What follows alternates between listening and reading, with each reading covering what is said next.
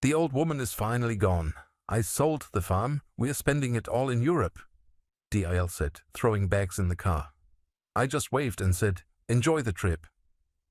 When their card got declined at the first designer store, my phone rang 30 times. I'm glad to have you here. Follow my story until the end and comment the city you're watching from so I can see how far my story has reached. My name is Roger, and at 63 years old, I thought I knew what betrayal felt like. I was wrong. Real betrayal doesn't come from strangers or business partners. It comes from the people you welcome into your family, the ones you trust with your legacy, the ones who smile at your dinner table while planning to take everything you've built. It was a Tuesday morning in October when I discovered that my daughter-in-law Bella was planning to sell my farm. Not after I died, mind you, while I was still very much alive, still working the land my grandfather had passed down to me, still believing that family meant something. I was coming back from the barn when I heard her voice drifting from the kitchen window. The tone stopped me cold. It wasn't the sweet, respectful voice she used when I was around. This was different. Calculating. Cold. Listen, Sarah, the old man won't be around forever, she was saying into her phone. I pressed myself against the side of the house, my heart hammering against my ribs. Walter's too sentimental to see it, but this place is sitting on a gold mine. 300 acres of prime farmland. We're talking millions. My breath caught. This was my home. The place where I'd raised Walter after his mother died, where I'd taught him to ride a horse, to fix a tractor, to understand that land isn't just property, it's responsibility. It's legacy. The trick is making Walter think it's his idea, Bella continued, her laugh sharp and ugly. I've been dropping hints about how hard it is for Roger to maintain this place at his age. Poor old thing can barely climb the stairs without getting winded. That was a lie. I'd been working this land for 40 years. My knees might creak a little in the morning, and maybe I moved a bit slower than I used to, but I was nowhere near ready to give up. The farm was my life, my purpose, my connection to generations of family who'd worked this same soil. Once I convince Walter that Roger needs to be in one of those nice assisted living places, the rest will be easy, Bella said. I already found a buyer who's interested. He's willing to pay $4.5 million for the whole property. $4.5 million. The number hit me like a physical blow. That was more money than I'd ever imagined that this place was worth. More than enough to tempt a young woman who'd grown up in the city, who'd never understood why anyone would choose dirt under their fingernails over designer handbags. Walter still thinks we're broke from the wedding expenses, she continued, her voice dropping to a whisper that somehow seemed more sinister. He has no idea about the credit card debt I've been hiding, $28,000 and climbing. This farm sale would solve everything. $28,000. I closed my eyes, feeling sick. Walter worked so hard, putting in extra hours at the construction company to keep up with what he thought were normal household expenses. He had no idea his wife was spending money they didn't have, living a lifestyle they couldn't afford. The best part is, Roger trusts me completely, Bella said, and I could hear the satisfaction in her voice. Yesterday he was showing me all the paperwork for the property, explaining how everything would go to Walter someday. Sweet old fool has no idea I'm documenting everything for the sale. My hands clenched into fists. Those documents were family treasures, deeds dating back to 1892, when my great-grandfather first bought this land. Tax records showing decades of careful stewardship. Insurance papers proving this place had survived floods, droughts, and economic downturns that had destroyed other farms. I'd shown them to Bella because I wanted her to understand the weight of what Walter would inherit someday. I wanted her to see that this wasn't just property, it was history, heritage, the foundation of everything our family had built. Instead, she'd been taking notes for a real estate transaction. Roger keeps talking about teaching Walter more about farm management, Bella laughed, as if either of them have any business sense. This place loses money every year. The smart thing is to cash out while land prices are high. That stung more than anything else she'd said. Yes, farming was hard. Yes, some years were better than others. But this land provided more than just income. It provided purpose, stability, connection to something larger than ourselves. Things Bella would never understand because she measured everything in dollars and cents. I need to be careful about timing, she continued. If I push too hard too fast, Walter might get suspicious. But I'm thinking by Christmas we could have Roger settled somewhere nice, and by spring we'd be free to travel. I've already been looking at properties in Europe. With $4 million we could buy a villa in Tuscany. Europe. Tuscany. While I rotted away in some sterile facility, forgotten and abandoned, she wanted to live like a queen on the sale of my family's legacy. The key is making Roger think it's for his own good, Bella said. I've already started mentioning how isolated he is out here, how it would be safer for him to be around medical professionals. Walter's starting to worry about his father's health, which is perfect. My health was fine, better than fine actually. Dr. Martinez had told me just last month that I had the blood pressure of a man 20 years younger. My only real health issue was the arthritis in my left knee, and even that didn't slow me down much. But I could see how Bella's subtle comments might plant seeds of doubt in Walter's mind. My son loved me, worried about me. If Bella convinced him that keeping me on the farm was actually dangerous for my health, Walter might agree to the sale out of genuine concern for my welfare. I have to go, Bella said suddenly. Walter's truck just pulled in. Remember, not a word about this to anyone. The less people know about our plans, the better. I heard the kitchen door slam and forced myself to start walking normally toward the house, as if I'd just finished my morning chores. My mind was racing, trying to process what I'd just learned. My daughter-in-law, the woman I'd welcomed into my family, who called me Dad with what I thought was genuine affection, was planning to steal my life's work. Walter came through the front door just as I entered the kitchen. He looked tired, his work clothes dusty, his face showing the strain of trying to provide for a wife whose spending habits were apparently spiraling out of control. "Morning, Dad," he said, kissing Bella on the cheek. She smiled up at him, the picture of loving devotion. If I hadn't just heard her true plans, I might have believed the act myself. "How was work, honey?" she asked, her voice warm and caring. "You look exhausted." "Big project deadline coming up," Walter replied, slumping into a chair. "Mr. Henderson wants the whole subdivision framed before the weather turns. It's good money, but the hours are killing me." I watched Bella's face carefully. She nodded sympathetically, but I caught the flash of calculation in her eyes. More work for Walter meant less time for him to pay attention to what was happening at home.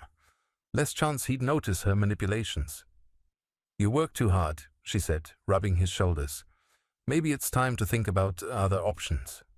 There it was, the beginning of her campaign. "Other options?" Walter asked. "Well," Bella said carefully, glancing at me before continuing. "I've been thinking about what we discussed. About your father." My blood ran cold. They'd already been discussing me behind my back. "What about Dad?" Walter asked, but his tone had changed slightly. There was something defensive in it, as if he was prepared to argue.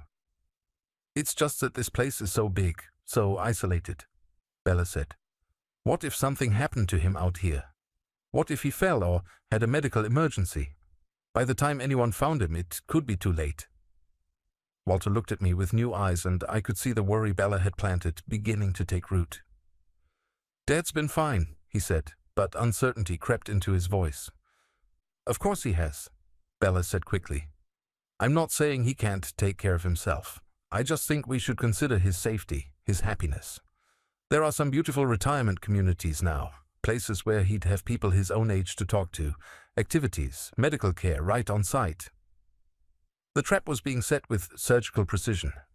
Every word designed to sound like concern while building a case for removing me from my own home.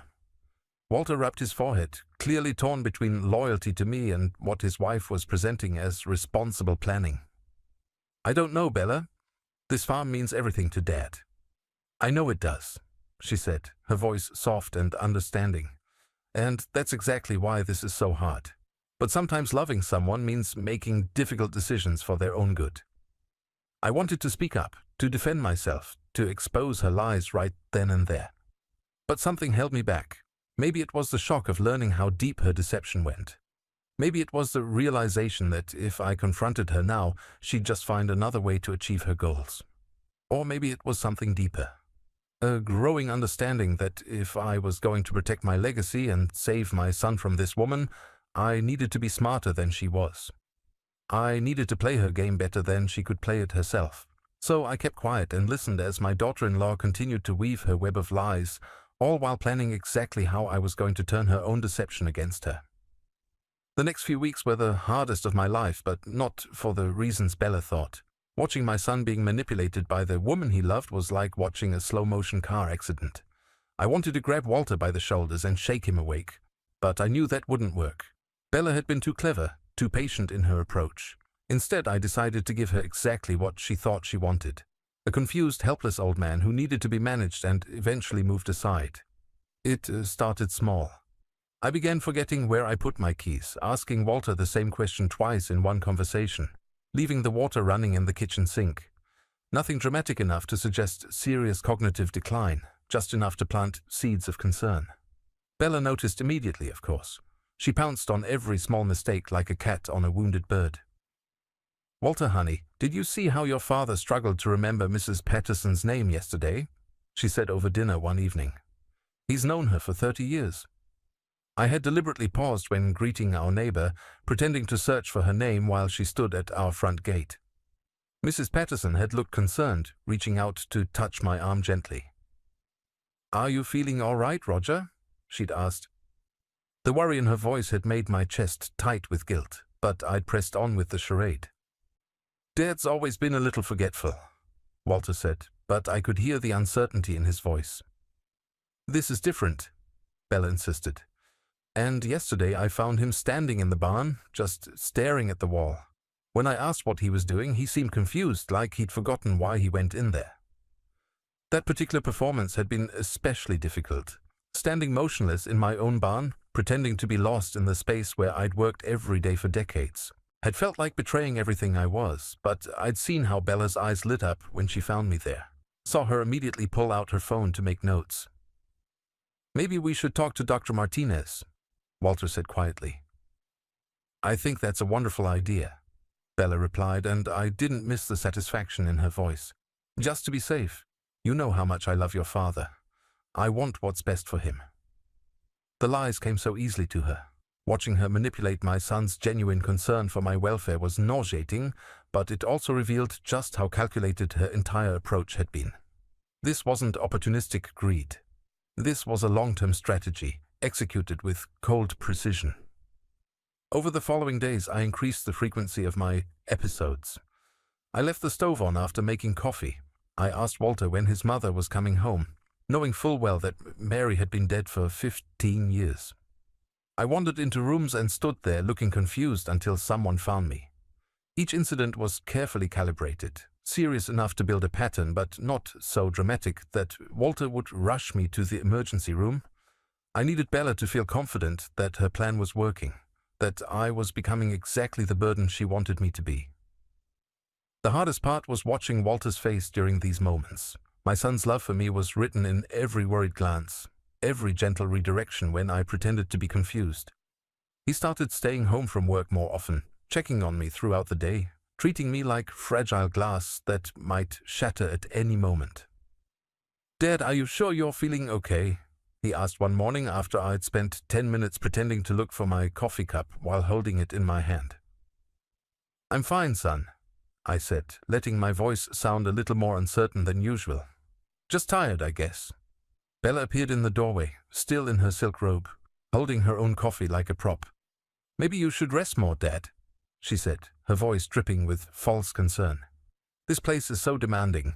All these chores, all this responsibility." She'd started calling me Dad more frequently, I noticed. Each use of the word felt like another layer of manipulation, designed to make Walter see her as the devoted daughter-in-law who only wanted what was best for the family. "I've been thinking," she continued, settling into the chair beside Walter, "maybe we should look into some of those retirement communities I mentioned, just to see what's available. There's no pressure, of course, but it might be good to have options." Walter looked at me with such pain in his eyes that I almost broke character right then. He was torn between wanting to protect me and feeling like he was betraying me by even considering the idea of moving me out of my own home. "I don't want to leave the farm," I said, letting my voice waver slightly. "This is my home." "Of course it is," Bella said soothingly. And no one's talking about making any decisions, right? Now, we just want to explore all our options to make sure you have the best possible care. Care. The word made me want to laugh bitterly. The only thing Bella cared about was the $4.5 million she thought my property would bring. That afternoon, while Walter was at work, I decided to test just how far Bella was willing to go. I called her into my study, where I kept all the important farm documents. "Bella, honey," I said, making my voice sound confused and slightly panicked. "I can't find the deed to the south pasture. I had it right here yesterday." Her eyes sharpened with interest. "The deed? Are you sure you put it in your desk?" "I thought I did, but—" I let my voice trail off, rubbing my forehead as if trying to remember. "There are so many papers, I can't keep track anymore." "Let me help you look," she said, moving toward the filing cabinet with barely concealed eagerness. For the next hour I watched as Bella systematically went through every document in my study, ostensibly helping me find the missing deed. In reality, she was cataloging every piece of paperwork related to the farm's ownership, taking pictures with her phone when she thought I wasn't looking. "Here it is," I said eventually, pulling the deed from a folder where I'd hidden it earlier. I must have moved it and forgotten. "Thank goodness," Bella said, but I saw her slip her phone back into her pocket. "You know, Dad, maybe it would help if we organized all these papers better, put them somewhere safe where you won't worry about losing them."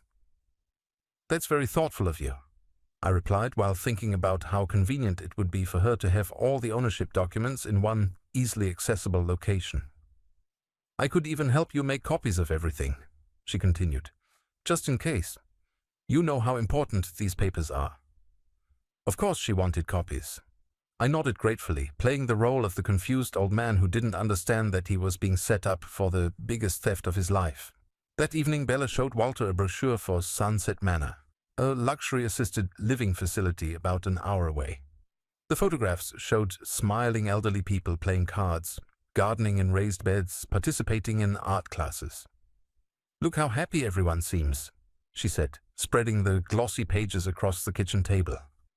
"And they have a full medical staff, 24-hour nursing care, even a chef who specializes in heart-healthy meals." Walter picked up one of the brochures, studying the pictures with a frown. "It looks nice, but Dad's not an invalid. He doesn't need nursing care." "Not yet," Bella said gently. "But wouldn't it be better to plan ahead, to make sure he's somewhere safe before something serious happens?" She'd thought of everything. The facility she'd chosen was expensive enough that maintaining it would require selling the farm. Beautiful enough that Walter might convince himself it was actually an upgrade from our simple farmhouse. Far enough away that I'd be effectively cut off from everything I knew, but close enough that Walter could visit regularly without feeling too guilty. "The waiting list is quite long," Bella continued, producing another set of papers. "But they have an opening coming up in February. We'd need to put down a deposit to hold the spot." February, just 4 months away. She was moving faster than I'd expected. Walter looked at me across the table, his face full of conflict. "What do you think, Dad? Would you want to visit this place? Just to see what it's like?" I could have ended it right then. Could have told him the truth about what I'd overheard, shown him the evidence of Bella's deception. But I wasn't ready yet. I needed to understand the full scope of her plan. Needed to be absolutely certain that Walter would believe me when I finally revealed what his wife was really doing. "If you think it's best," I said quietly, letting my shoulders sag with apparent defeat.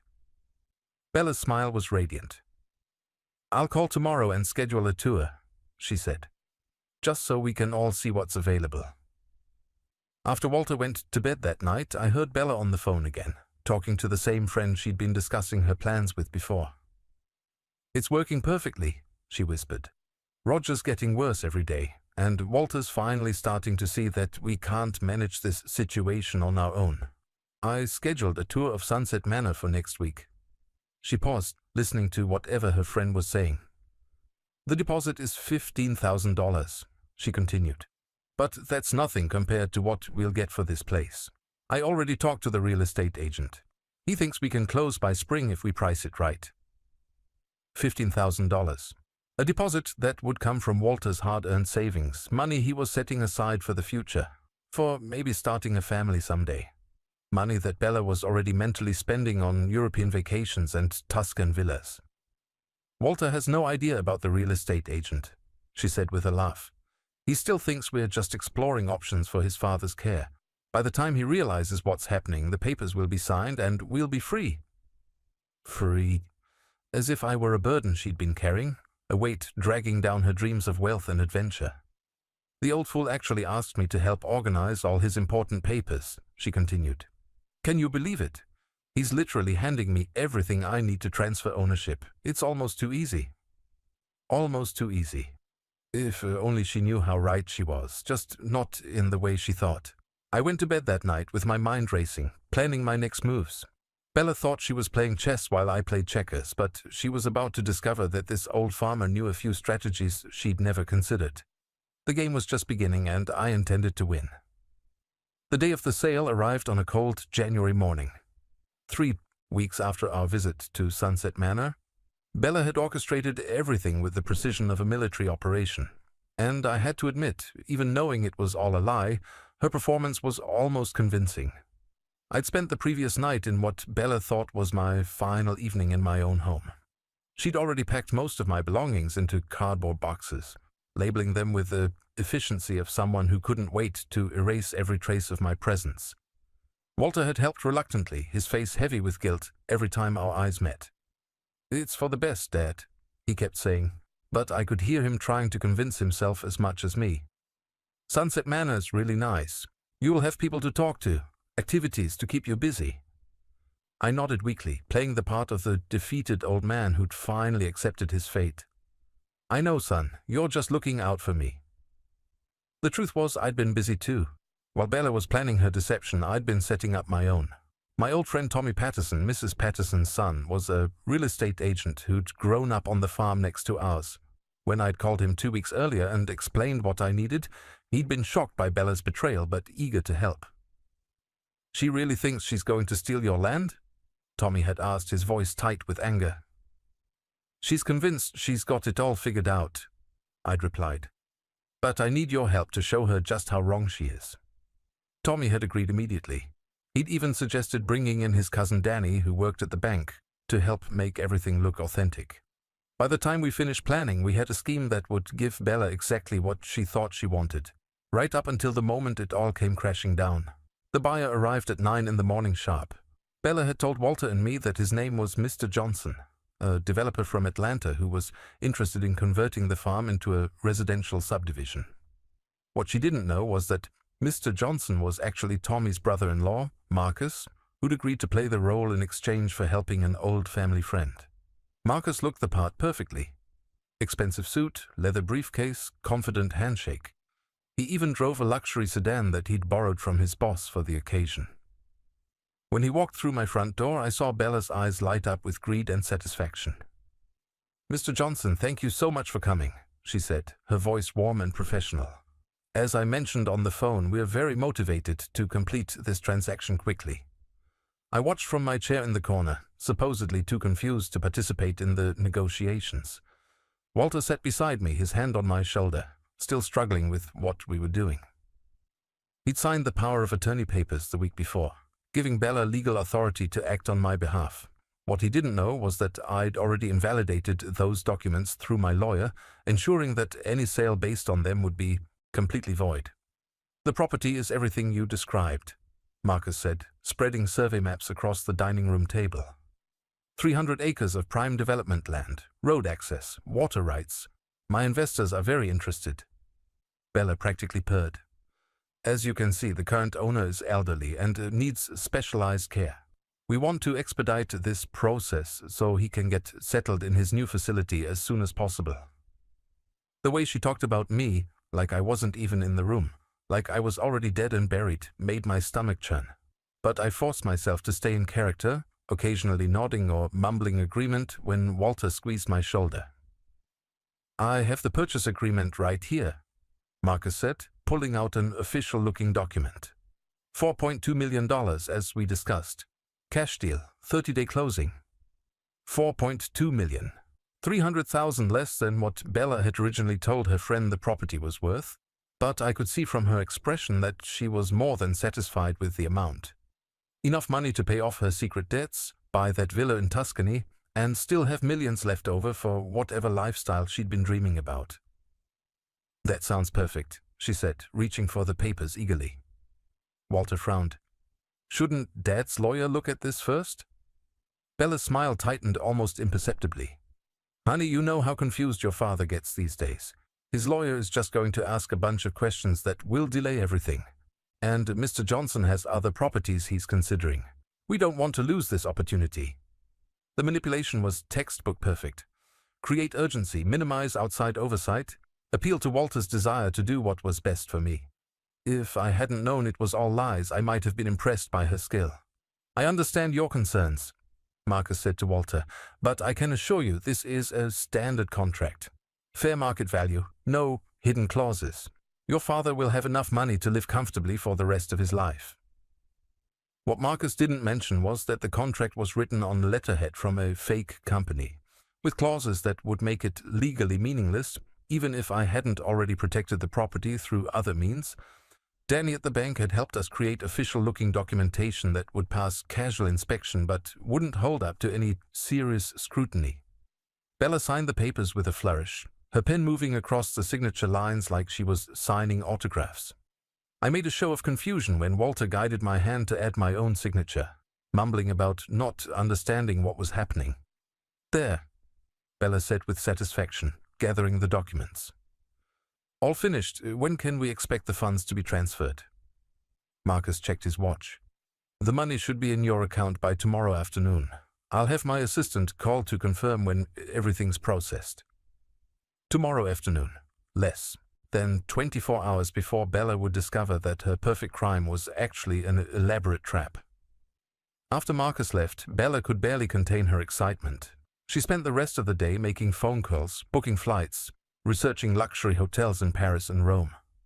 I listened from my bedroom as she called the travel agent, her voice bright with anticipation. "We want the best of everything," she was saying. "First-class flights, 5-star hotels, private tours. Money is no object. Money that didn't exist for a sale that never really happened, funded by accounts she had no access to. If the situation hadn't been so serious, it might have been funny." Walter, meanwhile, looked like a man attending his own funeral. He helped me pack the last of my belongings with mechanical movements, his face gray with guilt and sorrow. "I'm sorry, Dad," he said quietly as we folded my work shirts into a suitcase. "I know this isn't what you wanted."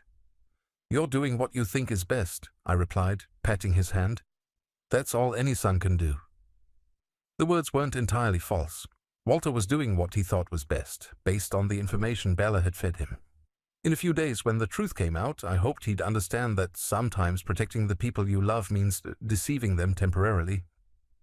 That evening, Bella cooked my farewell dinner with theatrical sadness, sighing dramatically as she served pot roast and mashed potatoes. "I'm going to miss cooking for you, Dad," she said, dabbing at her eyes with a napkin. "Promise me you will eat well at Sunset Manor." "I promise," I said, though what I was really promising was that she'd never get the chance to cook another meal in my kitchen after tomorrow. After dinner, she brought out a bottle of champagne that she claimed was for toasting new beginnings. Walter looked uncomfortable with the celebration, but Bella insisted. "To Dad's bright future," she said, raising her glass, "and to family supporting each other through difficult transitions." I sipped the champagne and watched her face glow with triumph. She thought she'd won. She thought she'd successfully manipulated everyone, stolen millions of dollars, and eliminated the only obstacle to her perfect life. Tomorrow she'd be planning her European adventure with money she believed was already in her account. But tonight, sitting in my own dining room for what she thought was the last time, I allowed myself a small smile. Because while Bella had been planning the perfect crime, I'd been planning the perfect lesson. And tomorrow she was going to learn that underestimating a 63-year-old farmer had been the biggest mistake of her life. The champagne tasted bitter on my tongue, but not because of the wine. It was the taste of betrayal, of watching someone you trusted celebrate the destruction of everything you held dear. But there was something else mixed in with the bitterness. something that made me feel more alive than I had in months. It was the taste of justice waiting just around the corner. After Walter went to bed, I heard Bela on the phone one more time, talking to the same friend she'd been confiding in throughout this whole ordeal. "It's done," she whispered, her voice practically vibrating with excitement. "The papers are signed, the money will be in the account tomorrow, and the old man will be out of here by Friday. I can't believe how easy this was." Easy. She had no idea that the real game was just beginning. "Walter's still feeling guilty," she continued, "but he'll get over it once we're spending time on the French Riviera. Amazing how quickly grief fades when you're drinking wine on a yacht." A yacht? She'd already mentally spent not just the money from the fake sale, but was planning a lifestyle that would burn through millions of dollars in a matter of years. Even if the sale had been real, her spending habits would have left Walter broke within a decade. "The best part is, there's nothing Roger can do about it now," she said with a cruel laugh. "The power of attorney is signed, the sale is complete, and by this time tomorrow I'll have access to $4.2 million. That confused old fool handed me everything I needed to take his life away from him." That confused old fool was about to hand her the lesson of a lifetime. And unlike her European vacation plans, this was one trip she was definitely going to take. I fell asleep that night in my own bed for what Bella thought was the last time, but I slept better than I had in weeks, because tomorrow the real show was going to begin. Bella left for Europe on a Thursday morning, exactly 1 week after the fake sale. I'd been officially moved to Sunset Manor 3 days earlier, though in reality I was staying in a guest room at Tommy Patterson's house, watching everything unfold from a safe distance. Walter had driven me to the facility himself, his eyes red from crying as he carried my suitcase to what he thought would be my permanent home. The guilt was eating him alive, but Bella had convinced him it was necessary. "Just until we can figure out a better arrangement," she told him. "Once the estate is settled, maybe we can find Dad a nice private nurse. A private nurse that would never materialize, paid for with money that didn't exist." But Walter didn't know that yet. Bella had withdrawn $50,000 in cash the day after the sale, claiming she needed it for my care expenses and the deposit on our trip. She'd been frustrated that the full amount hadn't appeared in their account yet, but Danny at the bank had fed her a story about large transfers requiring additional processing time. "International regulations," he'd explained over the phone while I listened in, "should be cleared by early next week." By early next week, she'd be sitting in a Paris police station trying to explain how she'd ended up with no money, no return ticket, and a husband who finally understood what kind of woman he'd married. The first call came on Saturday afternoon. I was sitting in Tommy's kitchen, drinking coffee and watching the snow fall when my cell phone rang. Walter's name appeared on the screen, and I let it go to voicemail. Then it rang again. And again. By the 5th call, I decided to answer. "Dad?" Walter's voice was strained, frantic. "Dad, where are you? I went to visit you at Sunset Manor, and they said you were never checked in. What's going on?" I'd been expecting this call. The staff at Sunset Manor had been instructed to tell anyone who asked that I'd changed my mind about moving in, that I'd decided to stay with friends instead. It was the first crack in Bella's perfect plan. "I'm fine, son," I said calmly. "I'm staying with Tommy for a while." "But Bella said you were at the facility. She showed me the paperwork, the room assignment, everything." Bella was mistaken about a lot of things. There was a long pause. I could practically hear the wheels turning in Walter's head as he tried to process what I was telling him. "Dad, I don't understand. Where's the money from the farm sale? Bella said it would be in our account by now, but when I checked this morning, there's nothing there." "That's because there was no sale, Walter." Another pause. Longer this time. "What do you mean, no sale?" I took a deep breath. It was time for my son to learn the truth about the woman he'd married. "I mean, your wife has been lying to you about everything. The buyer was fake, the contracts were worthless, and the farm is still mine. It always was." The silence on the other end of the line stretched so long I thought the call might have dropped. Finally, Walter's voice came through, barely above a whisper. "But the papers. She had me sign the power of attorney, which I had revoked through my lawyer before you ever signed it. Walter, I've been aware of Bella's plan from the beginning. I let her think it was working so I could see exactly how far she was willing to go." "I don't understand." His voice was shaking now. Why would she do this? Why would she lie about selling the farm? Because she's been hiding massive debt from you. Credit cards, personal loans, spending money you don't have on a lifestyle you can't afford. She needed the money from the farm to cover what she owed and fund the European vacation she's on right now. Walter was quiet for so long I started to worry about him. When he finally spoke, his voice was hollow. $28,000, he said. What? She told me last month that we had unexpected medical bills, asked me to take out a personal loan for $28,000. Said it was temporary, just until her promotion came through at work. My heart sank. The debt was even worse than I'd thought. Bella hadn't just been planning to steal from me, she'd already been stealing from Walter, using his love and trust to fund her spending habits. Walter, where exactly is Bella right now? Paris. She's supposed to be there for 10 days, then Rome, then Florence. She said it was a girls' trip with her college friends, something she'd been saving up for. Saving up with money that doesn't exist for a trip paid with funds from a farm sale that never happened. I heard Walter's sharp intake of breath as the full reality of his situation hit him. His wife was halfway around the world, spending money they didn't have, based on a lie that was about to explode in spectacular fashion. Dad, what do I do? Before I could answer, my phone buzzed with an incoming call. The number had a French country code. Walter, I need to take this. It's probably your wife. I answered the second call, putting it on speaker so Walter could hear. Roger?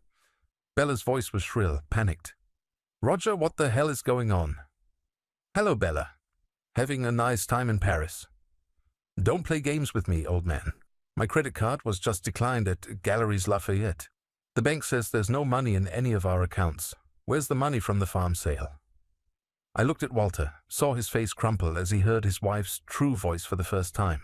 No sweetness, no concern, just raw fury and entitlement. There is no money, Bella, because there was no sale.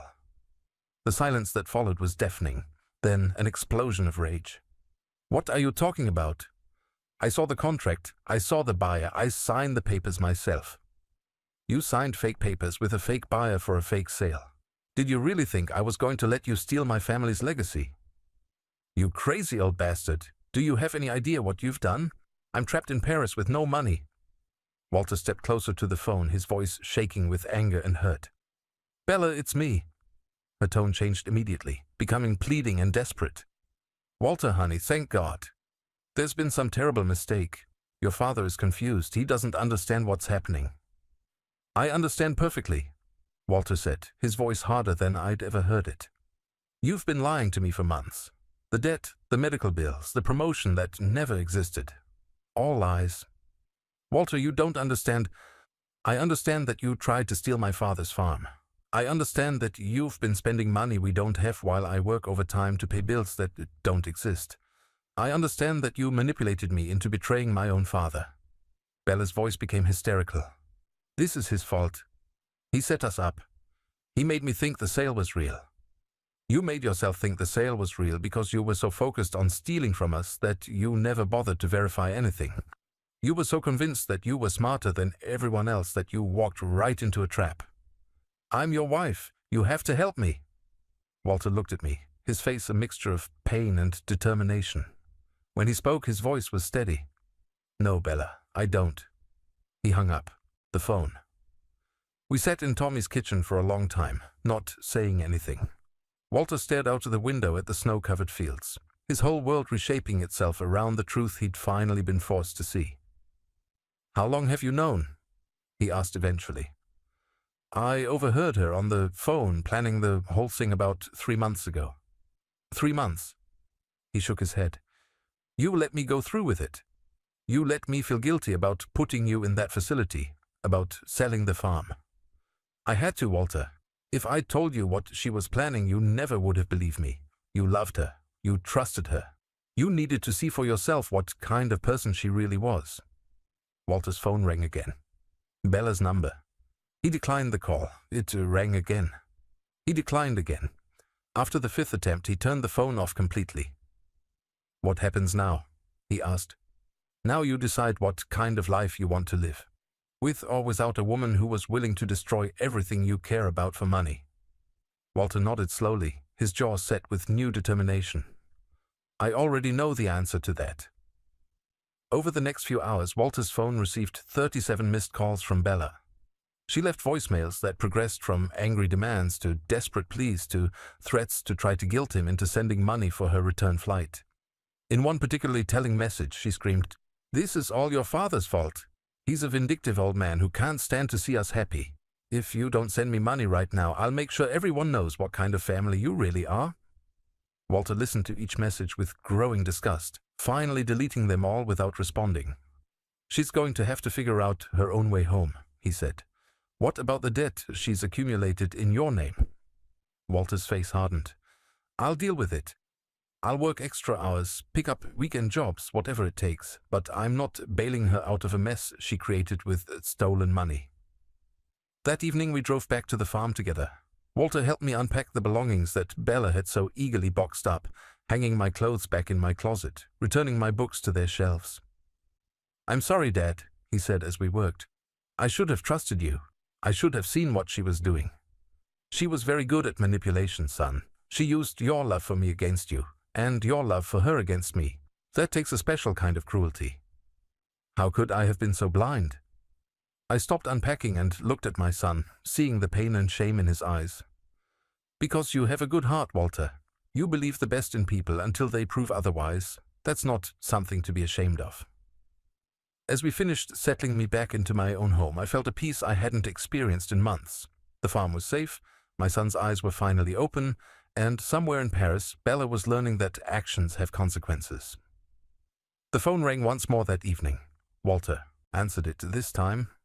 "What do you want, Bella?" Her voice was small now, defeated. "I'm sorry, Walter. I'm so sorry. I made a mistake." "You didn't make a mistake. You planned to steal from my father and destroy our family. There's a difference." "Please," she whispered. "I love you." Walter looked at me, then back at the phone in his hand. When he spoke, his voice was calm but final. "No, you don't. If you love me, you never could have done what you did. Don't call this number again." He hung up and turned off his phone. In the quiet that followed, I realized that sometimes the most painful lessons are also the most necessary ones. Walter had learned what real betrayal looked like, but he'd also learned what real strength felt like. And Bella, well, she was about to learn that being stranded in a foreign country with no money and no one to call was exactly what happened when you tried to steal from a family that knew how to fight back. Bella didn't come home for 3 weeks. When she finally did, it wasn't because Walter had sent her money or because she'd found her way back on her own. She came back because her sister in Chicago had wired her enough cash for a one-way economy ticket, the kind with middle seats and screaming babies that she would have sneered at just a month earlier. Walter had spent those 3 weeks transforming into someone I barely recognized. The guilt-ridden, uncertain man who'd helped pack my belongings was gone, replaced by someone with steel in his spine and clarity in his eyes. He'd used the time to do more than just unpack my things and settle me back into the farmhouse. He'd been investigating. "Dad, you need to see this," he said one evening, spreading bank statements and credit card bills across my kitchen table. The numbers told a story of financial deception that made my stomach turn. Bella hadn't just hidden $28,000 in debt. The real total was closer to $67,000, spread across 11 different credit cards and 3 personal loans. She'd been living like a millionaire while Walter worked double shifts to pay what he thought were their normal household expenses. "Look at these charges," Walter said, his finger tracing down the statements.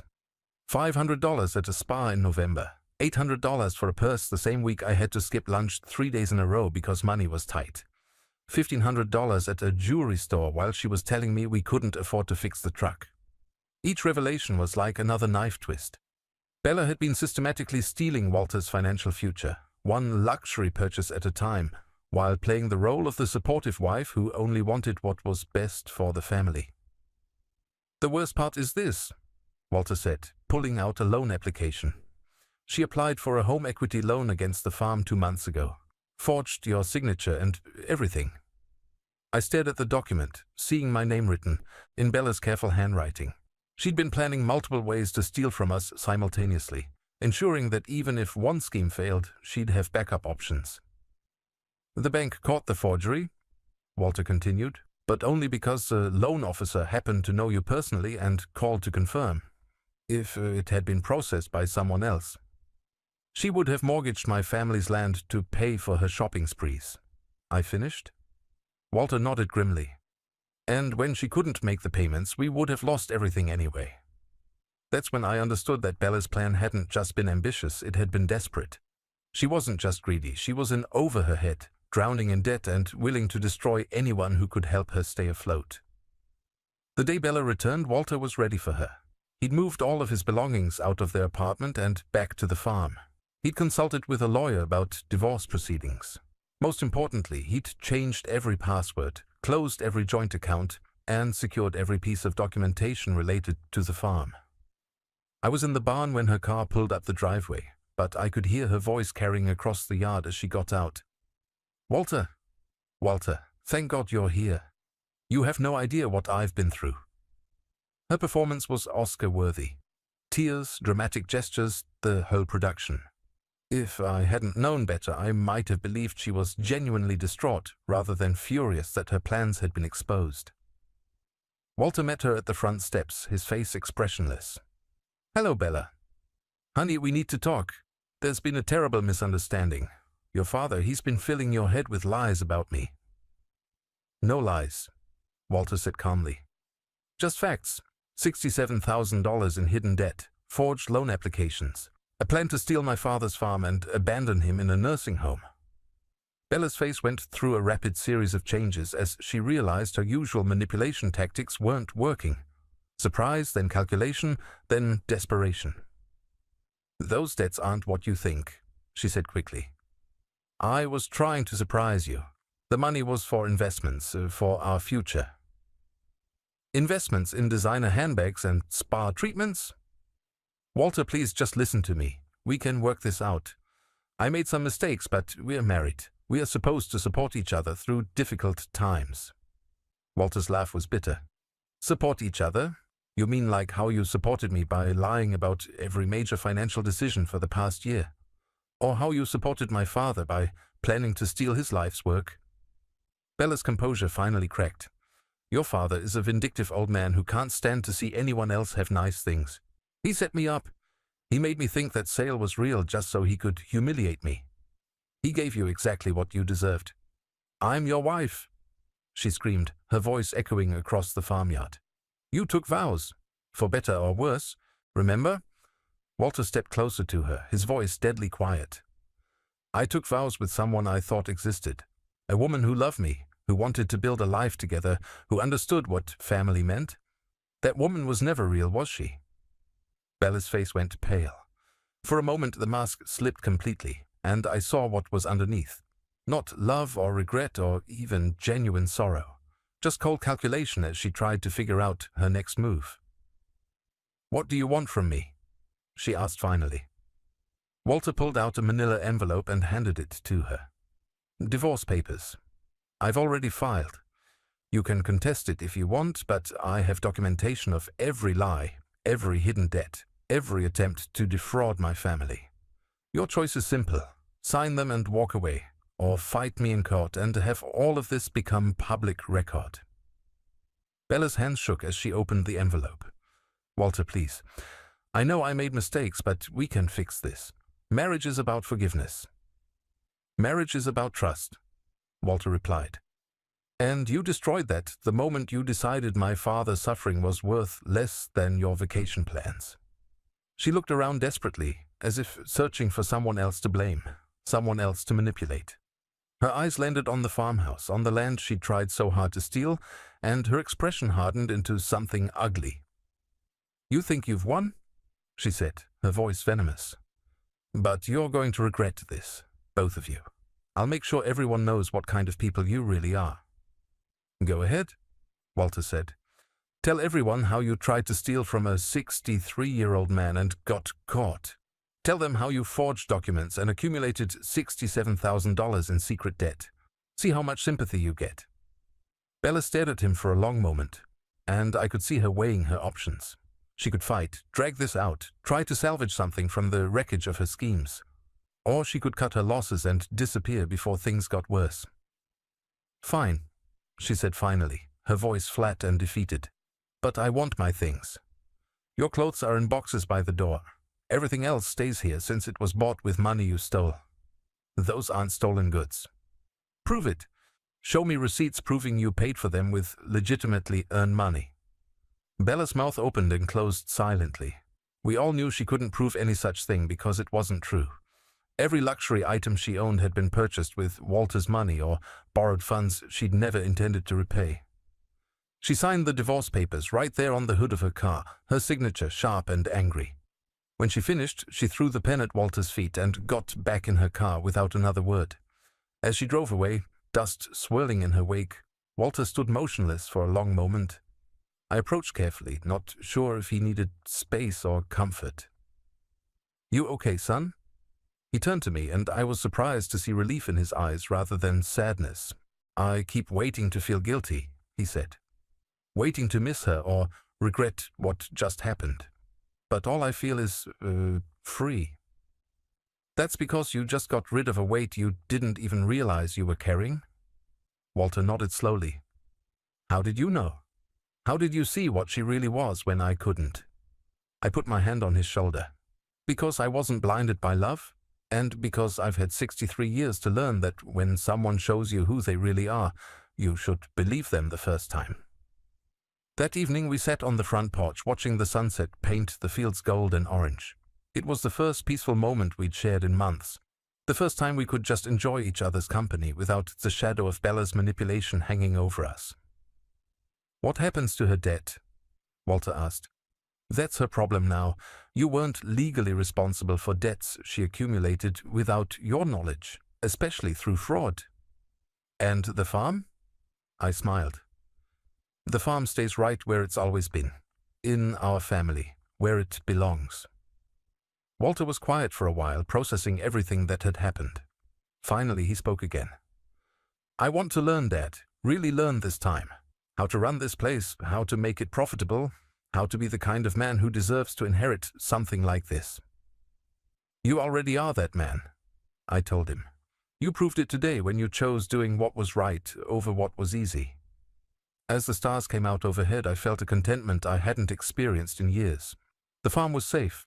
My son was finally free from a toxic marriage, and we had time to rebuild what Bella had tried to destroy. Somewhere out there, she was probably already planning her next scheme, looking for her next victim. But that was no longer our problem. She'd learned that stealing from our family came with consequences, and Walter had learned that some people will smile at your dinner table while planning to stab you in the back. Most importantly, we'd both learned that family isn't just about blood or marriage certificates. It's about loyalty, trust, and the willingness to fight for the people you love. And sometimes it's about the wisdom to know when someone has forfeited their right to call themselves family at all. 6 months after Bella disappeared from our lives, Walter and I were sitting in Dr. Martinez's office for my regular checkup. The doctor smiled as he reviewed my test results, shaking his head with the kind of amazement reserved for medical mysteries. "Roger, I have to ask," he said, setting down his clipboard. "What exactly have you been doing? Your blood pressure is better than it's been in 5 years. Your cholesterol levels have improved significantly, and your arthritis symptoms seem to have almost disappeared." Walter and I exchanged glances. How could we explain that the absence of a manipulative daughter-in-law had been better medicine than anything you could get from a pharmacy? "I've been working the farm again," I said simply. "Staying active, eating home-cooked meals, getting plenty of fresh air." What I didn't mention was that I'd also been sleeping through the night for the first time in months, no longer waking up worried about what scheme Bella might be plotting or how much deeper Walter was sinking into her web of lies. The truth was, getting my life back had restored more than just my peace of mind. It had given me a sense of purpose I'd forgotten I still had. Walter and I were working the land together now, really working it, not just maintaining it until someone could steal it away. "Well, whatever you're doing, keep it up," Dr. Martinez said. "You're healthier now than men half your age."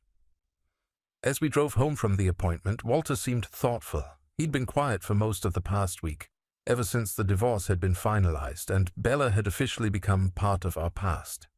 "Something on your mind, son?" "I've been thinking about what the doctor said, about you being healthier now." Walter pulled into our driveway and turned off the engine. "I realize I haven't thanked you properly for what you did." You don't need to thank me for protecting my own family. But I do that. If you hadn't figured out what Bella was planning, if you hadn't been smart enough to set that trap," he shook his head, "I would have lost everything. My inheritance, my family history, my relationship with you. She would have taken it all." It was true, though I hadn't liked thinking about it in such stark terms. Bella's plan hadn't just been about stealing money. It had been about erasing me from Walter's life completely. Once I was tucked away in that nursing home and the farm was sold, how long would it have been before her visits stopped? How long before Walter convinced himself that his confused, helpless father was better off forgotten? "The scary part is how close she came to succeeding," Walter continued. "If you hadn't overheard that phone call." "But I did hear it, and we stopped her." "We," Walter repeated, smiling slightly. "I like the sound of that." Over the past 6 months, we had become the foundation of everything we did. We planned crop rotations together, researched new farming techniques together, made financial decisions together. Walter had thrown himself into learning the business with the dedication of someone making up for lost time. He'd also thrown himself into making amends for the money Bella had stolen. Even though he wasn't legally responsible for her debts, he'd insisted on paying back every penny she'd charged to credit cards in his name. It meant extra work, longer hours, and a lifestyle simpler than what Bella had convinced him they could afford. But Walter approached it with determination rather than resentment. "I want to start clean," he'd told me when he'd outlined his repayment plan. "No debt, no lies, no complications. Just honest work and honest money." It was a philosophy that served him well. By living within his means and focusing on what really mattered, Walter had discovered a contentment that had eluded him during his marriage. He looked healthier too, less stressed, more confident in his own judgment. "I heard from Tommy Patterson today," I said as we walked toward the house. "Bella tried to contact him about getting another real estate agent to help her sell some property she claims to own in Florida." Walter stopped walking. "She doesn't own any property in Florida." Tommy figured as much. Apparently she's been trying to run the same con on other people, claiming she has land to sell and looking for buyers willing to pay upfront deposits. Is she succeeding? Not so far. Word has gotten around about what happened here. The real estate community is pretty tight-knit, and nobody wants to risk their reputation getting involved with someone known for fraud. Walter was quiet for a moment, processing this information. Part of me feels like I should warn people about her. And the other part? The other part thinks people need to learn to protect themselves, just like we did. It was a mature response and exactly what I'd hoped to hear. Walter wasn't trying to rescue Bella from the consequences of her actions, wasn't taking responsibility for problems she'd created herself. He'd learned the difference between helping someone and enabling someone. That evening we were working in the barn when a car pulled up the driveway. I didn't recognize the vehicle, a small silver sedan that looked like it might be a rental. My first thought was that Bella had returned, but the woman who got out of the car was a stranger. She was probably in her 40s, professionally dressed, with a kind of nervous energy that suggested she was here on business she didn't particularly want to conduct. "Mr. Holloway?" she asked, approaching cautiously. "Roger Holloway." "That's me. What can I do for you?" "My name is Sandra Pierce. I'm an investigator with the Fraud Division of the State Attorney's Office." She pulled out a badge and identification. "I was wondering if I could speak with you about your daughter-in-law, Bella Holloway." Walter and I exchanged glances. We'd been expecting something like this eventually. Bella's schemes were bound to catch up with her sooner or later. "Former daughter-in-law," Walter corrected. "The divorce was finalized last month." "I see. May I ask why you divorced?" "Because she tried to steal my father's farm through fraud and deception," Walter said bluntly, "among other things." Miss Pierce nodded as if she'd been expecting that answer. "We've received multiple complaints about Miss Holloway attempting to sell properties she doesn't own, forging signatures on legal documents, and accepting money for transactions that never materialize." "How many complaints?" I asked. 17 so far, though we suspect there are more victims who haven't come forward yet. The total amount of money involved is approaching $200,000. $200,000. In the 6 months since leaving our farm, Bella had managed to escalate her criminal activities to the point where federal investigators were involved. It was both shocking and completely predictable. "What do you need from us?" Walter asked. "Primarily, we need you to testify about what happened here. Your case is particularly important because it shows a pattern of behavior and because you have documentation of her methods." We spent the next hour going through the details of Bella's attempted fraud, providing Miss Pierce with copies of the forged power of attorney, the fake sale documents, and evidence of the hidden debts. It was painful to relive, but also cathartic in a way. Each piece of evidence we provided was another nail in the coffin of Bella's criminal enterprise. "Will she go to prison?" Walter asked when we finished. "If we can prove our case, yes. This level of financial fraud typically carries a sentence of 5 to 10 years, plus restitution to the victims." 5 to 10 years? It seemed like a long time, but when I thought about all the families Bella had probably destroyed, all the elderly people she'd likely targeted because she thought they'd be easy marks, it didn't seem long enough. After Miss Pierce left, Walter and I sat on the front porch watching the sunset, just as we'd done the night Bella signed the divorce papers. The parallel wasn't lost on either of us. "Do you think she'll actually serve time?" Walter asked.